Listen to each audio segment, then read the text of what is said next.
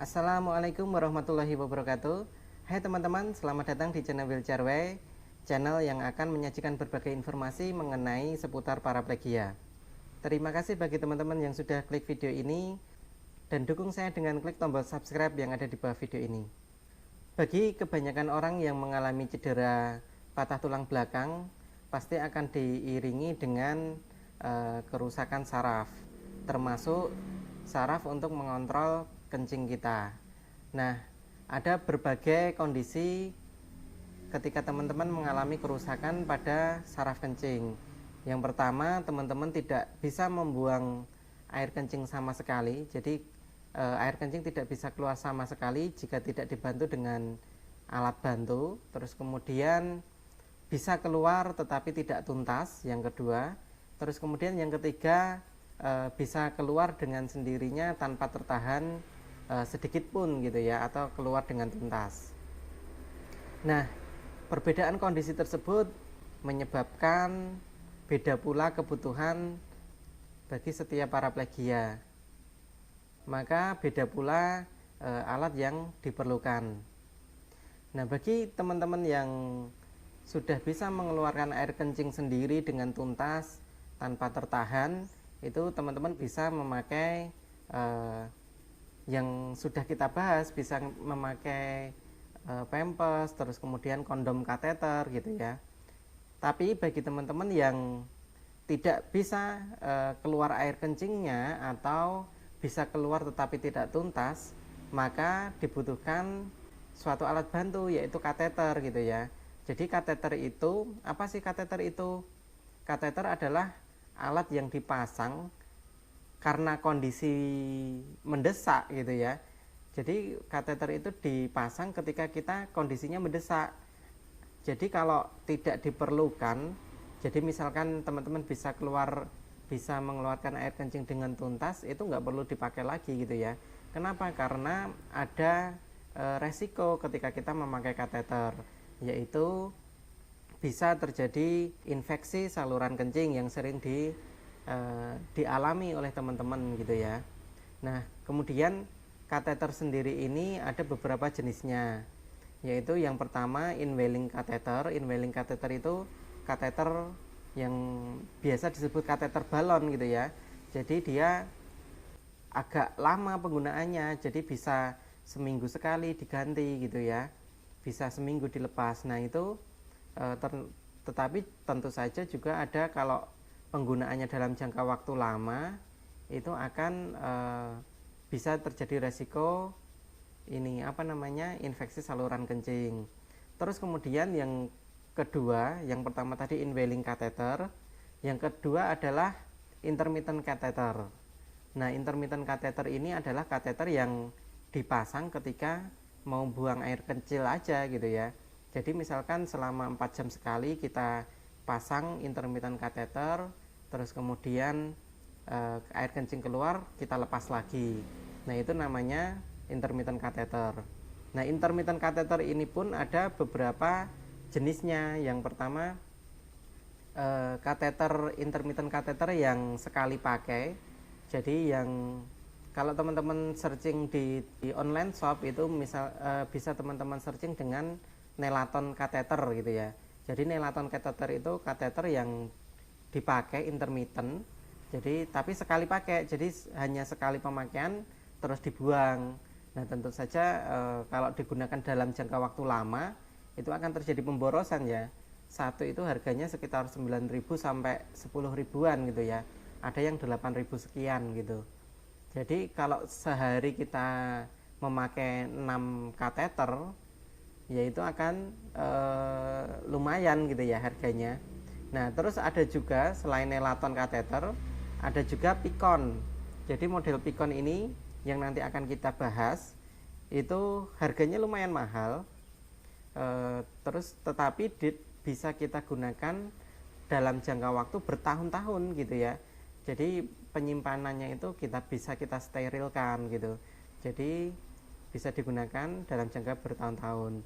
Nah, ini saya ada satu paket pembelian kateter Pikon. Jadi isinya apa saja?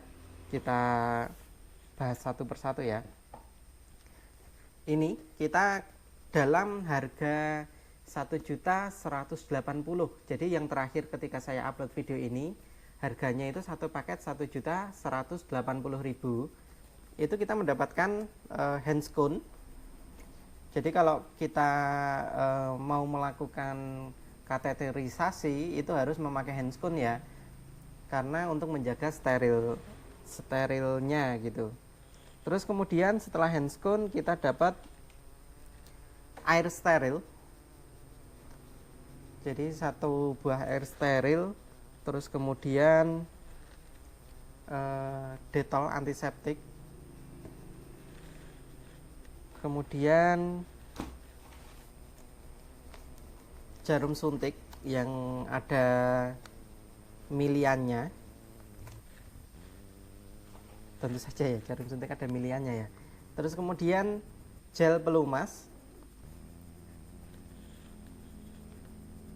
terus wadah, kemudian pispot. Jadi ya pispot seperti yang lainnya ya, ini pispot plastik. Dan kemudian pikon kateternya itu sendiri. Nah seperti ini ya, pikon kateter. Terus kemudian ini ukurannya FR12 dengan panjang 280 mm. Nah itu, ini paket seharga 1.180.000 yang kita dapatkan. Jadi yang kita dapatkan komplit ya, paket komplit. Nah ini cairan ini untuk apa? Jadi di dalam wadahnya ini, jadi yang gede ini bukan yang kita masukkan ya, tapi ini hanya wadahnya. Nah itu bisa kita buka, lalu kita keluarkan, dan ini diisi dengan cairan steril, sehingga kita ketika menyimpan kateter pikon ini dalam wadah yang steril, sehingga dapat kita gunakan dalam jangka waktu lama sampai bertahun-tahun. Nah, lalu yang ingin saya jelaskan di sini bagaimana membuat cairan sterilnya. Jadi, cara membuat cairan sterilnya itu adalah dengan campuran air steril 70 ml dan 2,5 ml antiseptik. Jadi antiseptik murni ya, ini merek Dettol. Jadi ketika teman-teman kalau sudah kehabisan paket yang dari rumah sakit yang kita beli ini dapat kita beli di toko-toko umum gitu ya, atau di apotek. Jangan lupa ketika membuat cairan itu kita harus menggunakan handscone ya, ketika membuat cairan steril. Jadi kita memakai handscone. Ini tidak saya buka ya, karena bukan punya saya. Jadi kita gunakan handscone, terus kemudian kita menggunakan jarum suntik. Kemudian kita ambil 70 ml air steril. Jadi kalau tidak menggunakan air steril yang beli seperti ini, itu bisa juga, ini kalau beli harganya 20.000. Yang ini ada di nota itu seharga 20.000, 19.000 atau 18.000 sekian gitu ya, 20 ribuan. Atau bisa juga dengan menggunakan air yang kita sterilkan atau air yang kita rebus, itu bisa juga. Kemudian kalau antiseptik harus ya, wajib dengan menggunakan antiseptik yang murni. Itu tadi kita ambil 70 mili dari ini, kita ambil dengan menggunakan jarum suntik. Karena ini jarum suntiknya ukuran 10 mili, berarti kita 7 kali menggunakan jarum suntik ini. Kita ambil 7 kali dengan jarum suntik, kemudian kita taruh di wadah yang kita sterilkan. Jadi ini setiap kali mau dipakai, kita lebih baik kita rebus dulu gitu ya. Kita rebus, terus kemudian 70 mili kita taruh, dan 2,5 mili dari antiseptik. Lalu kita campurkan di wadah, digoyang-goyang sampai tercampur gitu ya. Kemudian dalam setiap wadah ini terdapat 10 mili cairan ini nanti. Jadi ini tadi kan sudah kita bikin nih, berarti sebanyak 70 ml di sini. 70 plus 2,5 gitu ya, kurang lebih 70 mili. Kemudian setiap hari, jadi cairan yang di sini ini setiap hari harus kita ganti ya. Jadi dalam 24 jam cairan yang di dalam sini harus kita ganti, dan masing-masing penggunaan ini membutuhkan 10 mili, sehingga cairan ini nanti yang di wadah ini yang sudah kita buat 70 mili tadi itu bisa kita gunakan selama 7 hari, dan selama 7 hari itu harus ganti. Makanya yang kalau sudah dicampur antara air steril dengan antiseptik itu maksimal kita gunakan 7 hari. Jadi pas ya ketika kita bikin untuk 1 minggu. Jadi sekali bikin untuk 1 minggu, dan setiap hari kita ganti. Perharinya kita membutuhkan 10 ml gitu. Terus kemudian yang perlu diperhatikan lagi, ini dalam 3 hari sekali itu kita rebus dengan air yang mendidih itu selama 5 menit. Jadi untuk mensterilkannya itu setiap 3 kali sehari atau seminggu 2 kali lah ya. Seminggu 2 kali kita rebus dengan menggunakan air mendidih. Nah itu tadi. Jadi kalau untuk teman-teman ini ada tanggal expirednya sampai 2026. Jadi kalau teman-teman yang pernah memakai ini itu selama 5 tahun, alhamdulillah ada yang pakai selama 5 tahun itu tidak mengalami infeksi saluran kencing gitu ya.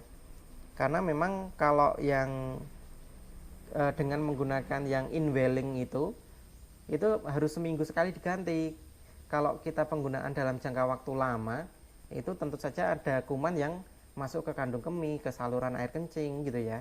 Itu yang membuat infeksi saluran air kencing. Sehingga ini sangat bagus bagi